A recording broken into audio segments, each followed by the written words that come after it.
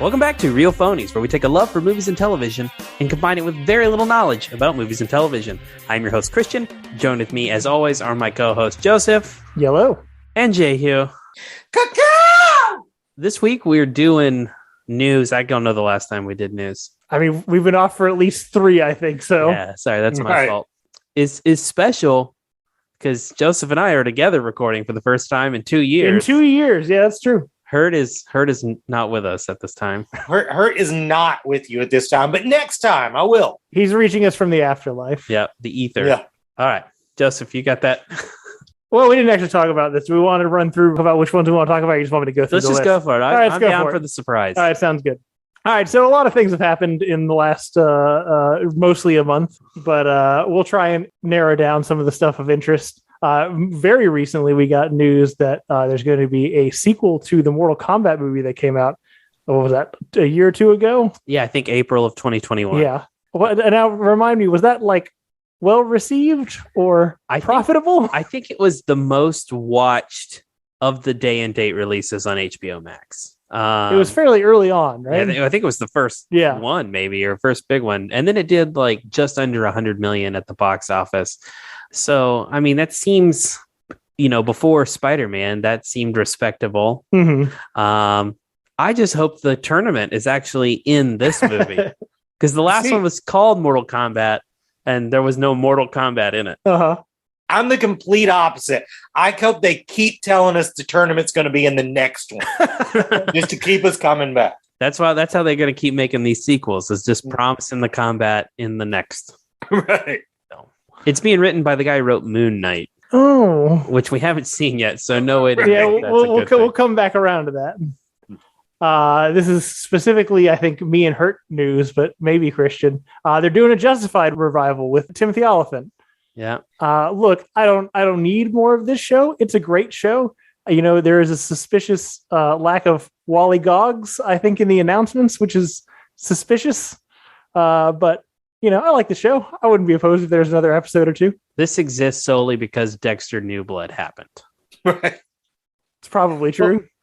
Well, I mean, the thing is, Justified is based on an Elmore Leonard short story that ends pretty different than it's basically the first episode of the series, but it ends pretty different. And there's subsequent books that, are wildly different than the show. So the theory is that this new series is going to adapt one of those books, which is why Wally Goggs would not be on board. But at the same time, fucking make a reason for Wally Goggs to be there. That guy fucking rules. I was about to say, he's like the central other part of this duo. Right. Yeah. I mean, I'm super excited about this. This is one of my favorite shows ever, but I'll be more excited if they find a way to get Wally Goggs in there. There is a Weird Al biopic coming out, which by itself is unusual because, well, we'll get into it. But even more unusual, more weird, I guess, is the star playing Weird Al is going to be Daniel Radcliffe, old Harry Potter himself. There's one even weirder part to me is that this is being made by Roku. Right. Yeah. Apparently a film studio now. Everything about this is weird that it exists, but I kind of happy that I live in the universe that it does. I mean, I'm sure you have more opinions on this, Hurt, but it's just wild to me that we've talked about before on the show about how anybody's even doing music biopics after Walk Hard. And so like to do a music biopic, presumptively some kind of parody because it's Weird Al, like what else are you going to do? Right. Doesn't this movie kind of already exist though? What do you mean? Didn't Weird Al make a movie starring Weird Al that's kind of about Weird Al? I don't know. Is that a thing? I was about to bring that up, actually. He made a movie in the late 80s, early 90s called UHF. That was, he was playing a very Weird Al-esque character, but it was about sort of, and you guys may not even remember this being a thing, but the kind of weird programming that come on UHF channels, which was a different broadcast band that didn't have network television on. And I think that kind of ties into this because Roku would be on UHF if it was a fucking if it was a broadcast. Yeah, I don't know. I feel like if you do this, it has to be a parody of other rock biopics. But yeah, that's already been perfected with Walk Hard. So I don't know what they do with this.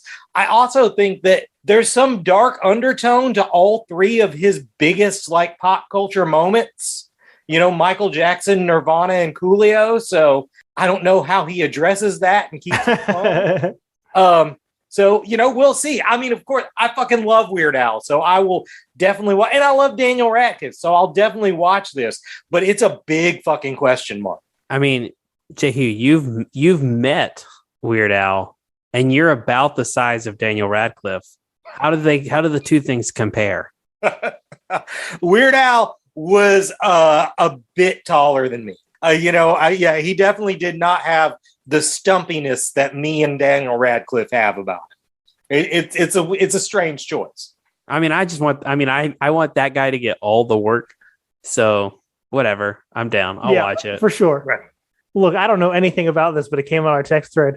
Degrassi on HBO Max. I only sent it as a joke because I thought it was funny. I don't even know what. So Degrassi was a show, I think the mid-aughties. I might be wrong. That was on. It ran forever. It was 90s through mid-aughties. It became a part of the American pop culture consciousness in the aughties, but it'd been around before that. It's the Canadian high school drama. Oh, is that where Drake came from? That's where Drake came right. from. He was in a wheelchair on that show. And it is weirdly kind of adult in like a preteen sort of way. Right. And HBO Max is bringing it back, which makes perfect sense. I mean, I said this in the text, the eventual Degrassi Euphoria. It seems like it's coming, right? For sure. Has to happen. Like they're just trying to make a soap magazine on HBO Max. Dude, yeah. I mean, definitely Degrassi always seemed like softcore was about to break out. And now it may actually happen. There you go. Man, I didn't mean to do two in a row that really highlight my gaps in pop culture here. But the Quantum Leap is Quantum Leap is getting a reboot, a sequel, a what? The way I read the press release was a sequel, a continuation. Like people stumble on his lab and his technology and type of thing. But hell yes, why hasn't this happened already? I love this show. It's a show that I was really into while it was on. It was one of the first shows that sort of had a, really sort of threadbare continuing narrative. So I was really hooked on that. And I will love this. Hopefully they find a way to get Scott Bakula in there. I hope that whoever is the Al character is some sort of modern equivalent of Dean Stockwell, sort of weird, semi-threatening, but funny. Yeah, I love this. And what I want them to do most is do an episode that takes place in an episode of Quantum Leap. I will be all over that shit. Yeah, I'm not nearly as into this as Hurt is, but I watched quite a bit of it growing up. I watched a lot of like sci-fi in the afternoons. And so there was like Quantum Leap, Sliders, which is a show that probably no one remembers, and Farscape. Like I watched a lot of that shit at very formative ages. So I even recently I watched some Quantum Leap and reruns were on and I was watching. So yeah, I mean I'll watch this. It paints a picture of how you got to where you are. Yeah, it makes a lot of sense. I just give me like I think I know what Quantum Leap is about because just from absorption, but I've never seen a single episode and it's going to be relevant to my watching. Could somebody give me like the brief like tagline of what the show is? Sam Beckett is the main character's name, played by Scott Bakula. He invents a time machine, and the premise of the time machine is instead of him traveling back as himself, he travels back and jumps into the body of someone else. But we, the viewers, still see him as Scott Bakula. And the machine breaks, and he's in a constant jumping from one adventure to another to try to right wrongs. Okay, this will come back up later. Also, I just wanted to say about Sliders, Christian. People say that Doctor Who is fucking sci-fi without a budget. Sliders is sci-fi without a budget.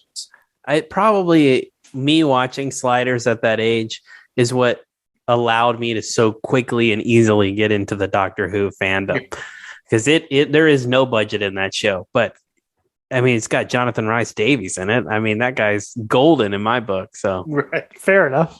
Next news, we got Scott Pilgrim Netflix is developing an animated series. Specifically an anime. It's written by the original writer of the comic, but it's being animated by Science Saru, who did two of the, well, honestly, probably our least two favorite Star Wars. What's the name of that show? Vision. Star Wars Vision shows. But they're well known for doing, like, they adapt their whole animation style to whatever the story is, which I think is going to be appropriate for whatever we get here. Yeah, this is the right combo of words to get Christian to watch a absolutely. Scott Pilgrim reboot. I mean, the movie's pretty much perfect, but if you're going to do it in a completely new medium and format, I want to watch that. Also, for anybody who hasn't played there used to be, I think it was a PS3 game, and now they just ported it to PS4. Side scroller one. Yes, it's a side scroller, beat 'em up in, like, the Teenage Mutant Ninja Turtles or Double Dragons or whatever. It's super fucking awesome. The art style is great. The music is great. I just want that. I just want that with, I guess, some dialogue. Yeah. I don't know. I love Scott Pilgrim, the comic. Scott Pilgrim, the movie is first of all, just about a perfect movie, but also just a really touchstone in my life of the most fun I had living the life, like doing the movie theater life. So I'm excited for anything about it. I'm excited for anything that puts more money in Brian Lee O'Malley's pocket. Super on board for this. There you go. Let's see. Let's talk about the thing I at least want to talk about of the main events, which is they released a runtime for Matt Reeves the Batman, and it is 2 hours and 47 minutes before credits. Before credits? Before credits. And those motherfuckers are going to put an after credit scene in this shit. Fuck that. I didn't know it was before I'm putting it out here right now. This might be the Batman I'm boycotting. I can't indulge this kind of bullshit even for this podcast.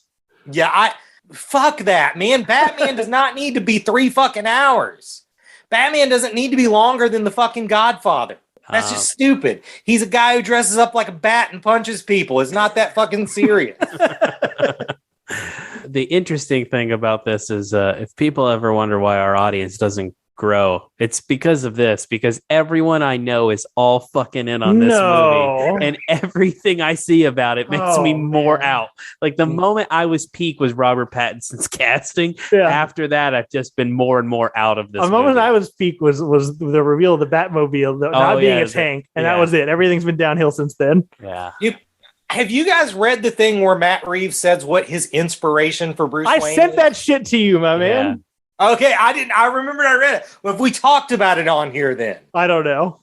Well, I'm just gonna say Kurt Cobain is a stupid fucking inspiration for Batman. Yeah. I can't think of two things that are farther apart. That whole Nirvana being the bassist thing is weird. I don't get it. Now, hang on, back up. So, agreed, bad idea. But what if we just background soundtrack the whole movie with Nirvana? Oh, it would fit this movie from what we've seen in the trailer. Yeah, that whole thing could be just Smells Like Teen Spirit. It would fucking be Harp-shaped box would play constantly. I mean, look, what if instead of a movie with dialogue, we just did like a visual album?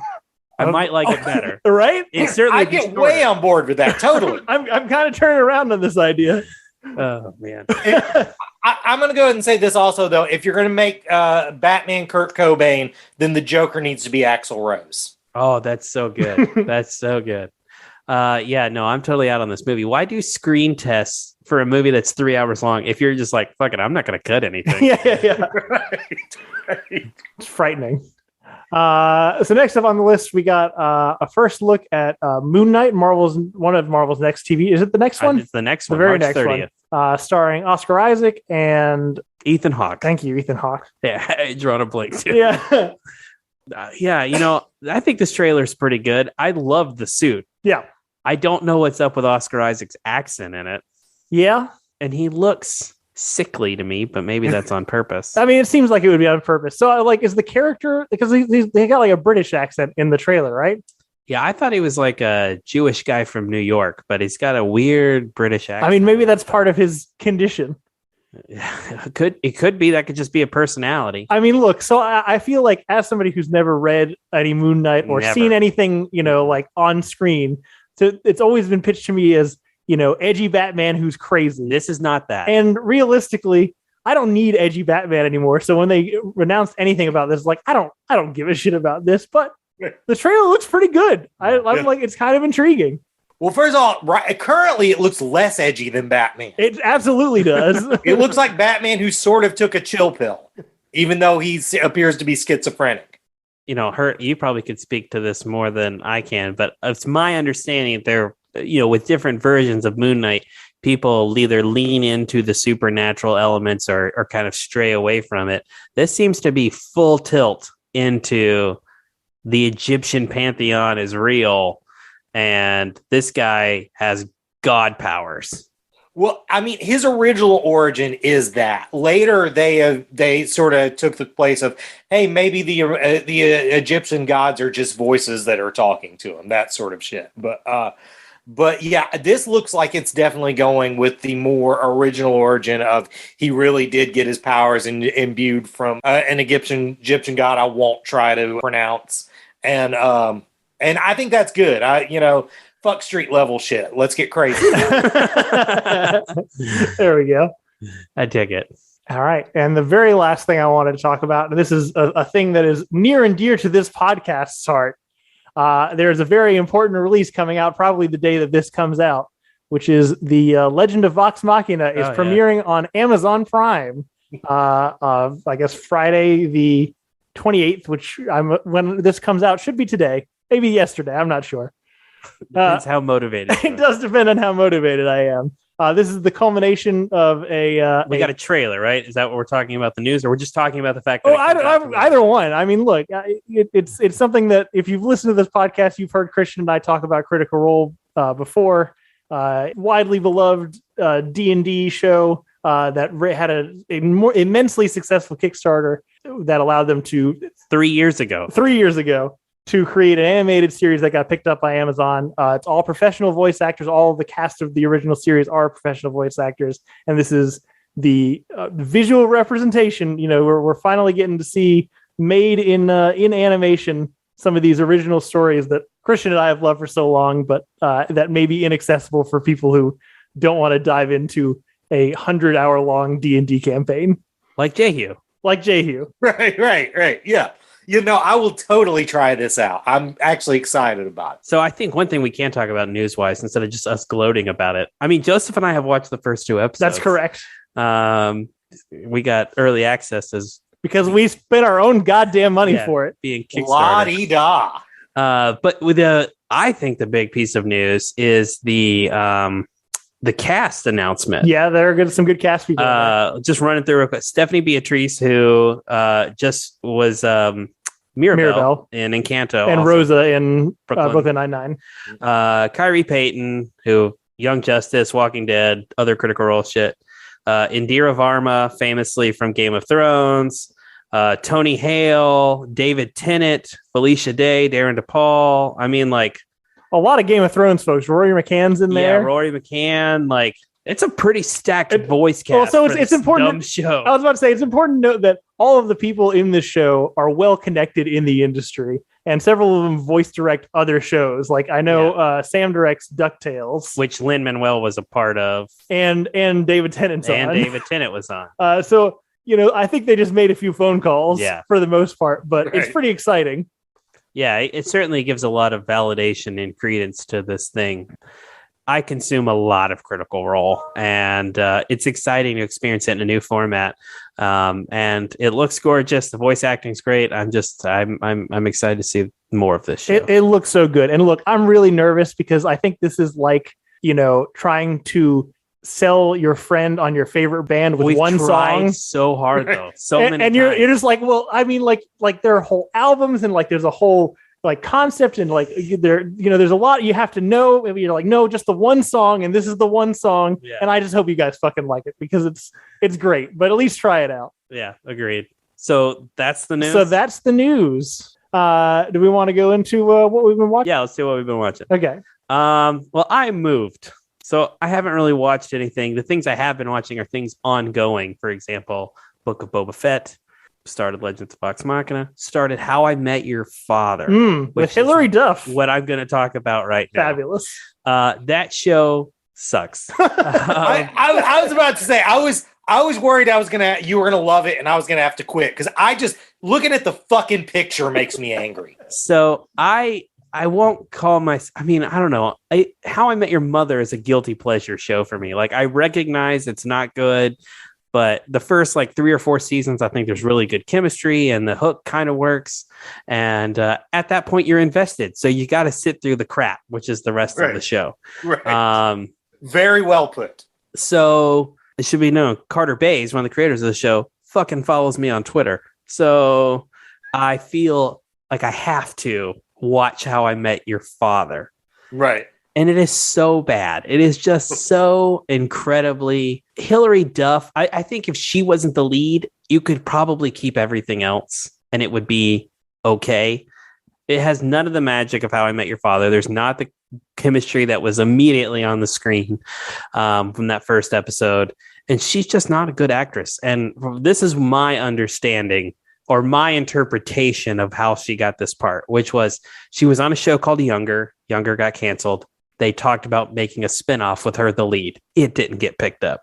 So then she goes to Disney Plus, tries to make the Lizzie McGuire show, wants to make like Lizzie McGuire be, I think, sexually promiscuous, when Disney was like, fuck you, that's not happening. And so then the way they agreed on is, here's this other show and put it on Hulu. And that's what it feels like. It feels like a third choice, and she is not good in it. And yeah, it's disappointing for me. I don't know that I can keep going. It just sounds like a cash grab. And also that's very disappointing too, because I would totally watch Lizzie McGuire Who Fucks. Yeah. I'd be into that show. That's pretty much it, I think, for me. Are you guys watching Book of Boba Fett? No, I haven't seen a single episode. I so wish we had been covering this episode by episode, because my opinion of it has been such a fucking roller coaster. Definitely when we do our episode on this, we need to do it episode by episode. I will only say this. Ian and I have texted a little bit about it. I have been kind of out on the show. I don't think it's very good personally. But I don't have strong feelings. That's my big problem. And Ian texted me yesterday, and he's right. This week's episode is Boba's not in it at all. It's entirely The Mandalorian.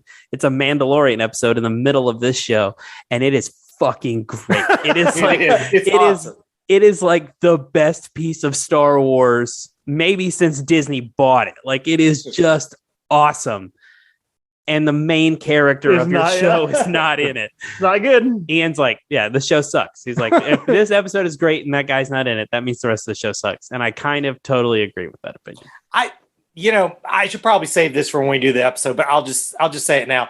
I like Boba Fett. I like that it sort of is focused on the goofier aspects of Star Wars. But the problem that show has is they gave all the cool bits of being Boba Fett to the Mandalorian. Yep. And in trying to make this different, they made it not cool. And that really stands out when they make an episode about the Mandalorian, and it's fucking awesome. He's so cool. He's so cool. Yeah. I'm excited to talk about it because Joseph's going to hate it. Can't wait. It's like if Power Rangers was in Star Wars. Joseph is going to hate it. That sounds kind of okay to me, as long as it's like leaning into it, but yeah. Oh no. Okay. Anyway, what else you been watching, Hurt? Okay. So this isn't really a thing I'm watching, but it's a very big part of the pop culture consciousness, so I'm gonna talk about it. But there's a story leading into it. No. So a backstory. I know, right?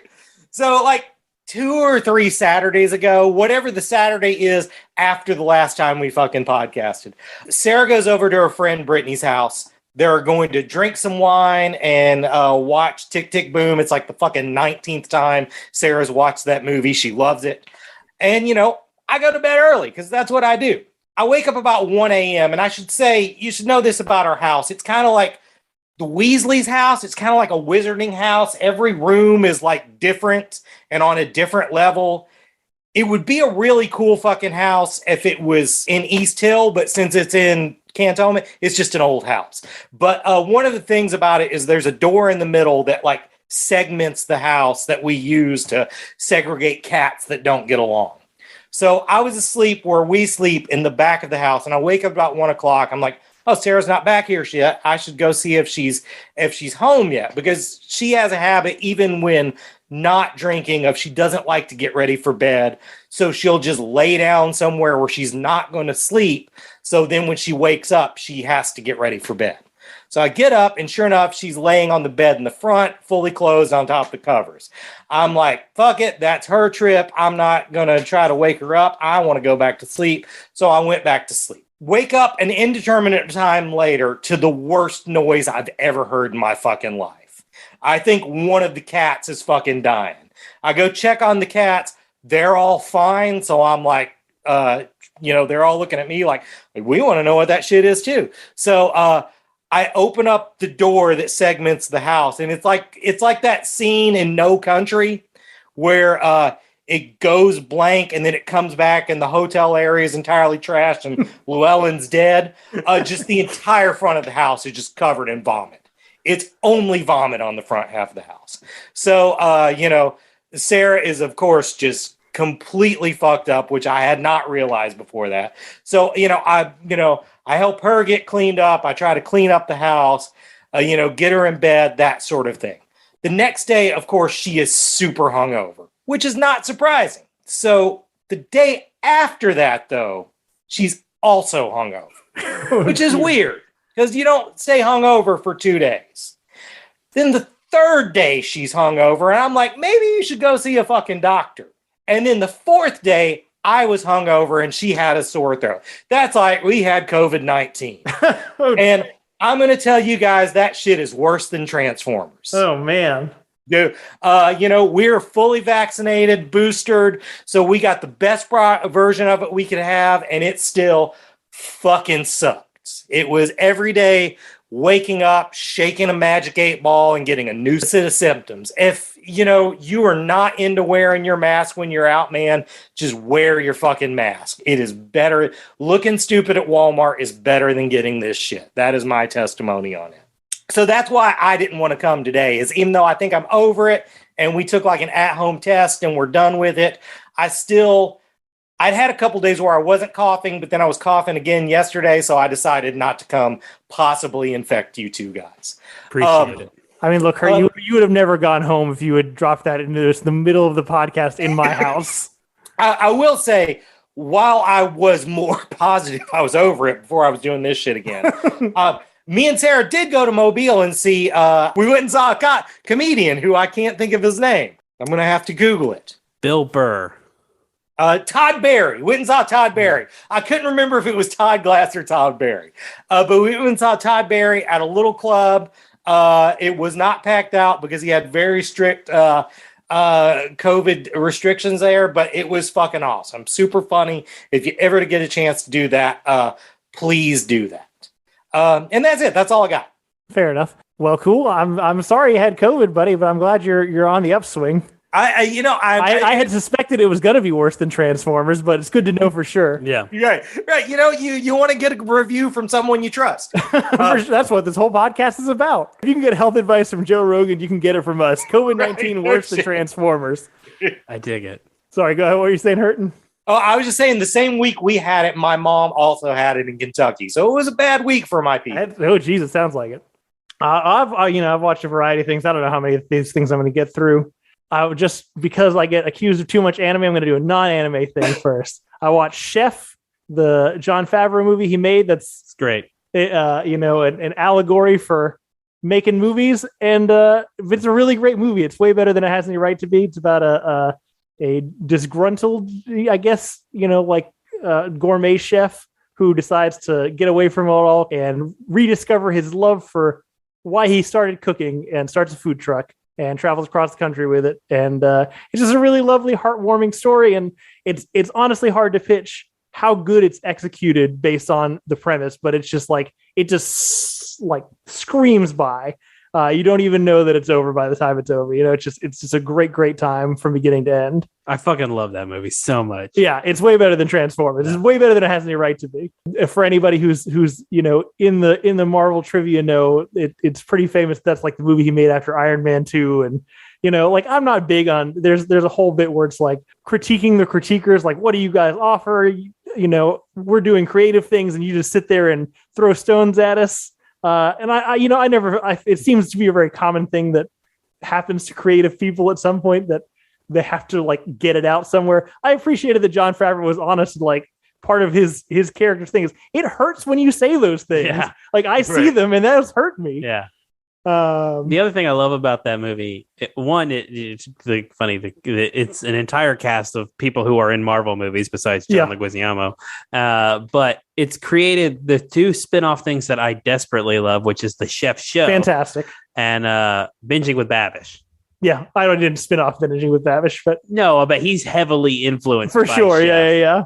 Obviously not connected, but I've heard him talk about how much of an inspiration that film was for him. I have his cookbook, and it's got a foreword by Jon Favreau. Yeah, he does an episode of the Chef Show. There you go. So now into anime because it was coming. Attack on Titan is back. I'm an episode behind. Okay, well you should catch up, but it fucking kicks, man. It's so fucking good. It's one of those things where I try not to. I talk about anime on this, but I don't actually try and pitch you guys on anime a lot of times because fuck it. Like I know, but it's a losing battle. One of the things I like about Attack on Titan, the more I watch it, is that it's so removed from kind of the tropes and kind of archetypes that most anime is built from. And don't get me wrong, I love those archetypes. I watch a lot of it. I like playing with them, but like it's really just a fantasy story that's animated and in Japanese. Like there's no other of the traditional anime bullshit in this. And the longer I watch it, the arc of this show has reminded me a lot of The Wire. It's got an outstanding first season, and then there was a drop off. There was a second season that confused a lot of people. They watched it, they're like, I didn't think that this is what the show was about, and I don't know if I want to keep watching it. And then you get to the third and fourth season, you're like, oh, it's like a bigger picture. Everything fits in here, and it fucking rules.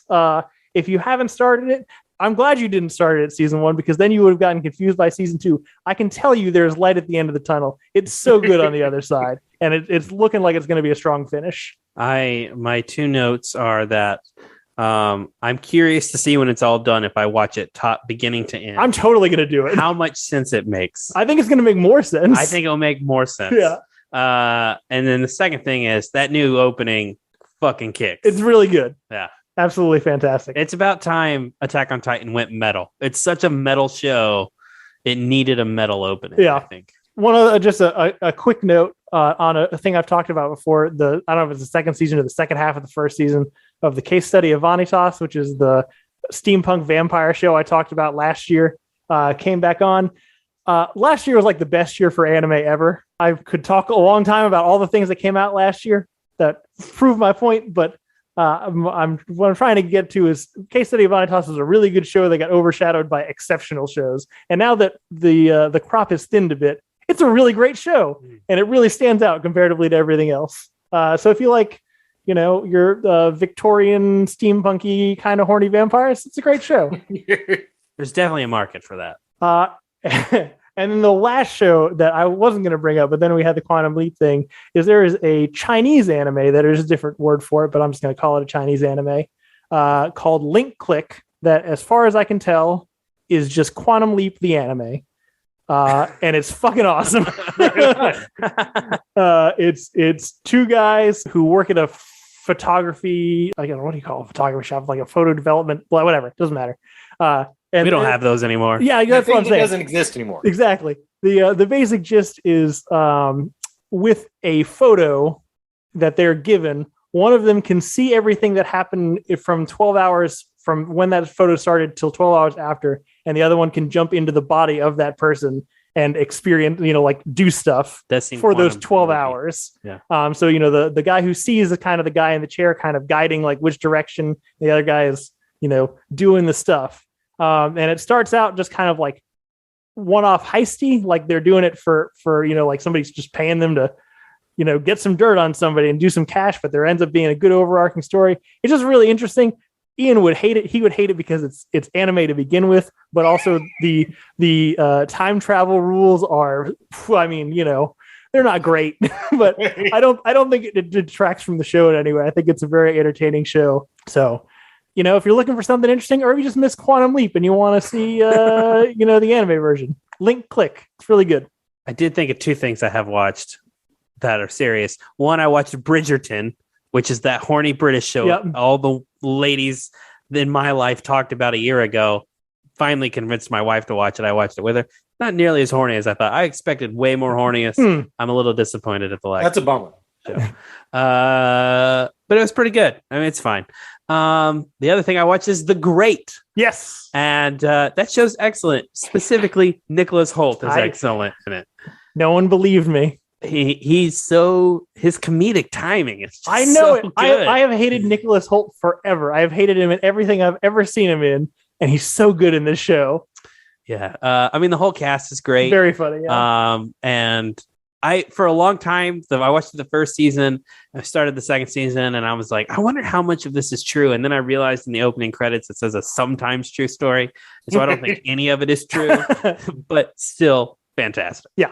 If you haven't checked it out, it's on Hulu. Give it a shot. Yeah. Season 2 just came out, and they announced the season 3. Very good.